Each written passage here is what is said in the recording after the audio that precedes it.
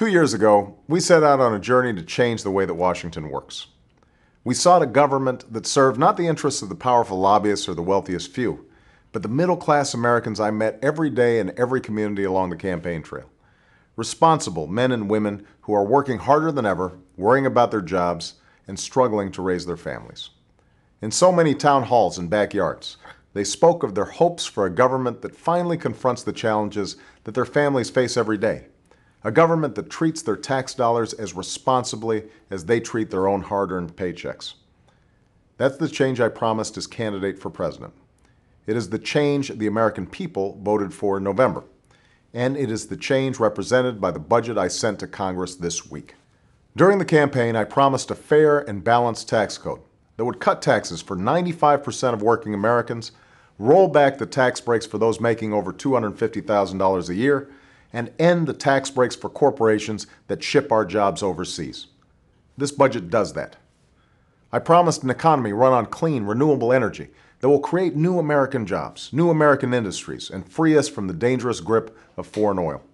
This budget puts us on that path through a market-based cap on carbon pollution that will make renewable energy the profitable kind of energy, through investments in wind power and solar power, advanced biofuels, clean coal, and more fuel-efficient American cars and American trucks. I promised to bring down the crushing cost of healthcare, a cost that bankrupts one American every 30 seconds, forces small businesses to close their doors, and saddles our government with more debt. This budget keeps that promise, with a historic commitment to reform that will lead to lower costs and quality, affordable healthcare for every American. I promised an education system that will prepare every American to compete, so Americans can win in a global economy. This budget will help us meet that goal, with new incentives for teacher performance and pathways for advancement, new tax credits that will make college more affordable for all who want to go, and new support to ensure that those who do go finish their degree. This budget also reflects the stark reality of what we've inherited: a $1 trillion deficit, a financial crisis, and a costly recession. Given this reality, we'll have to be more vigilant than ever in eliminating the programs we don't need in order to make room for the investments we do need. I promise to do this by going through the federal budget page by page and line by line. That's a process we've already begun, and I'm pleased to say we've already identified $2 trillion worth of deficit reductions over the next decade. We've also restored a sense of honesty and transparency to our budget, which is why this one accounts for spending that was hidden or left out under the old rules. I realize that passing this budget won't be easy. Because it represents real and dramatic change, it also represents a threat to the status quo in Washington.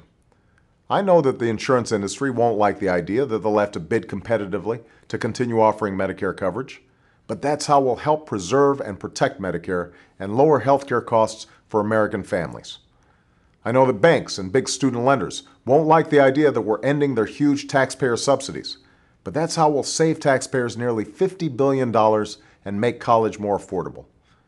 I know that oil and gas companies won't like us ending nearly $30 billion in tax breaks, but that's how we'll help fund a renewable energy economy that will create new jobs and new industries. In other words, I know these steps won't sit well with the special interests and lobbyists who are invested in the old ways of doing business, and I know they're gearing up for a fight as we speak. My message to them is this: so am I. The system we have now might work for the powerful and well-connected interests that have run Washington for far too long, but I don't. I work for the American people. I didn't come here to do the same thing we've been doing or take small steps forward. I came to provide the sweeping change that this country demanded when it went to the polls in November. That is the change this budget starts to make, and that is the change I'll be fighting for in the weeks ahead. Change that will grow our economy, expand our middle class, and keep the American dream alive for all those men and women who have believed in this journey from the day it began. Thanks for listening.